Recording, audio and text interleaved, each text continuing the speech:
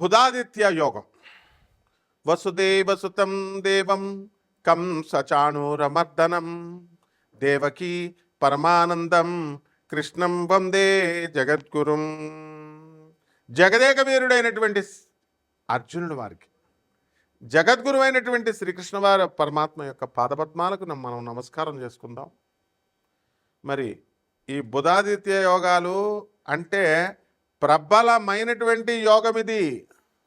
యోగాలన్నింటిలో కూడా గజకేసరి యోగాన్ని చూసాం మనము, మాలవ్య యోగము, హంసతూలిక, తల్పం పైన ఉండేటటువంటి హంసమాలిక యోగం, ఇలా ఎన్నో రకాల యోగాలు మనం చెప్పుకుంటాం రాజయోగాలని.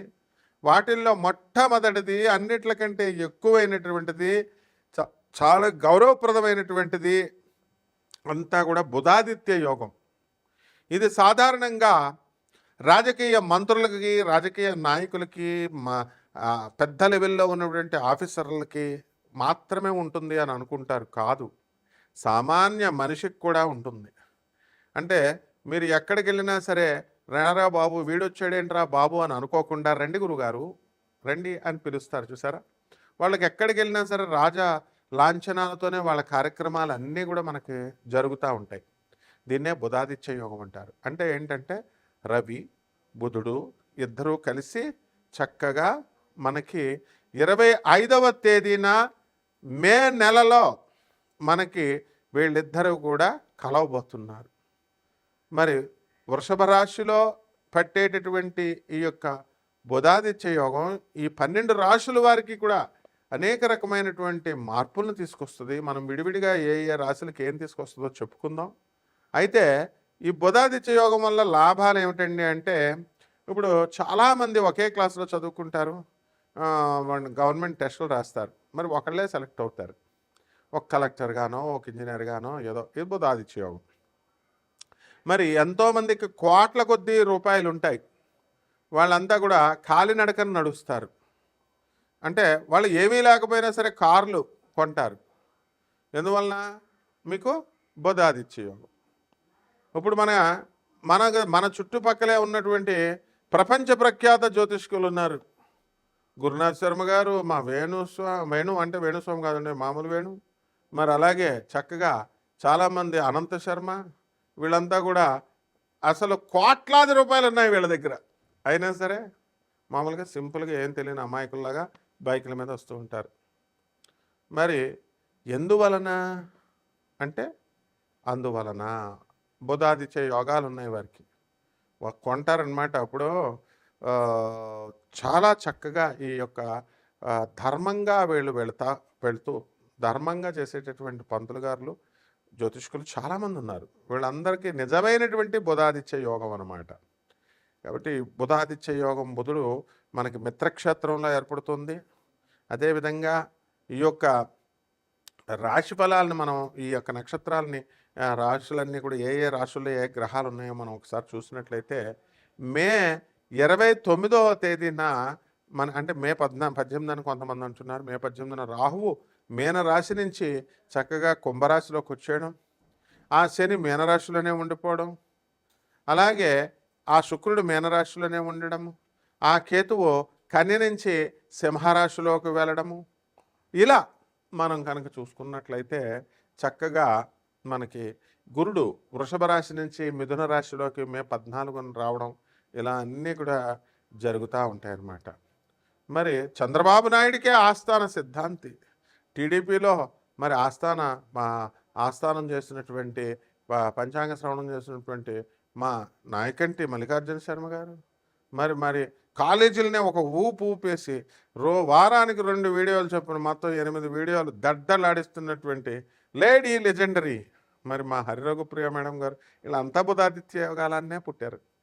అందరూ కూడా అసలు మామూలుగా యోగం అంటే వాళ్ళ కాళ్ళ దగ్గరికి వచ్చేస్తాయి అన్నీ కూడా.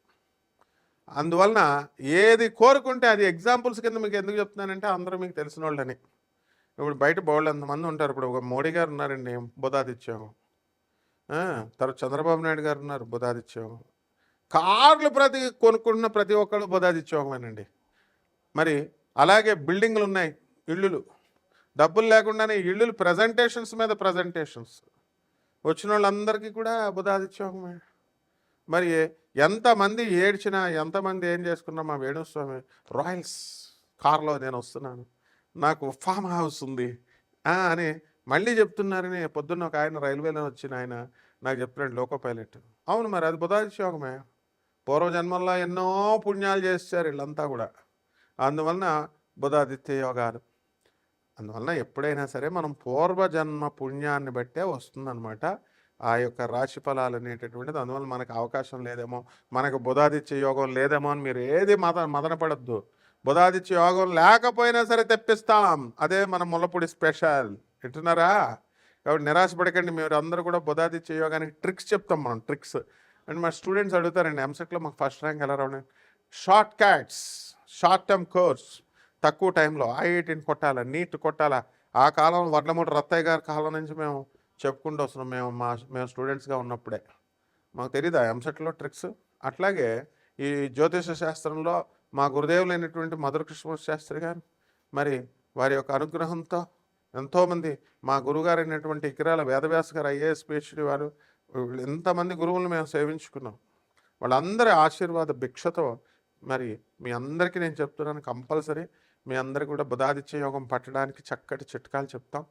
ఖర్చు లేనటువంటివి, డబ్బులు అవసరం లేనటువంటివన్నీ కూడా ఈ ముందుగా ఈ 12 రాశుల మీద ఎలా ఈ బుధాదిత్య యోగం ప్రభావం చూపిస్తుందో చూద్దాం. సింహరాశి.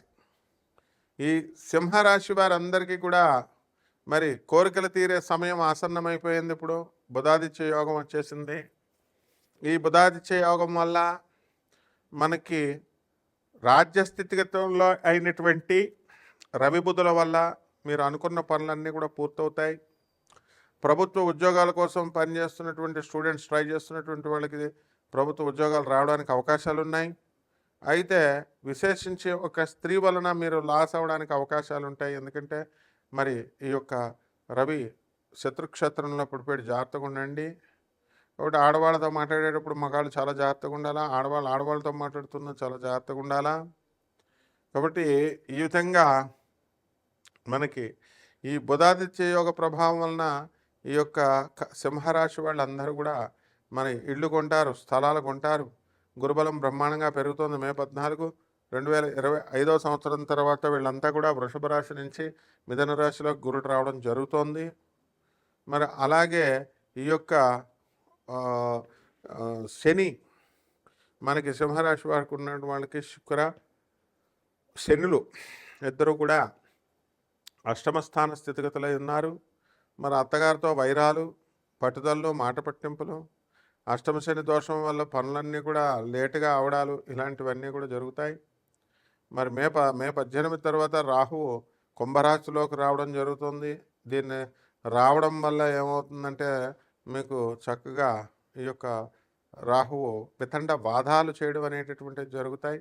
విధవా సంభోగాలు దొరకడానికి అవకాశాలు ఉంటాయి. కాబట్టి విధవల జోలికి వెళ్ళకండి. ఈ విధంగా మీ పనులు మీరు చేసుకోండి. అంతేకాని ఇలా కనుక చేస్తే ఇది ఖచ్చితంగా శాస్త్రం చెప్తుంది నాయన, సప్తమ రాహు విధవ సంభోగం ఇస్తుంది అన్నాడు. ఆ తర్వాత నీ ఆస్తులన్నీ రాయించేసుకుంటుంది. కాబట్టి జాగ్రత్తగా ఉండండి. పరిహారాల దగ్గరికి వచ్చేసరికి ఈ యొక్క రాహు జపము చేసుకోండి, రాహు స్తోత్రాలు చదువుకోండి. రాహు కిలోంపావు మినుముల్ని ఆవుపేట రంగు ఉన్నటువంటి వస్త్రాల నుంచి పేద బ్రాహ్మణులకి శనివారం నాడు ఉదయం 8 గంటలకి దానం చేసుకోండి. దశమహావిద్యల్లో ఒకటైనటువంటి బగలాముఖి అమ్మవారి యొక్క హోమాన్ని మీ ఇళ్లలో జరిపించుకోండి. అదేవిధంగా మనకి రావి చెట్టు ఒకటి సెలెక్ట్ చేసుకోండి. రావి చెట్టుకి బకెట్ నీళ్లు పోస్తూ శనివారం నాడు ఉదయం లేకపోతే మీకు కుదిరిన టైంలో 108 ప్రదక్షిణాలు చేసుకోండి. ఈ విధంగా చేసుకుంటే బ్రహ్మాండంగా ఉంటుంది. శుభమస్తు.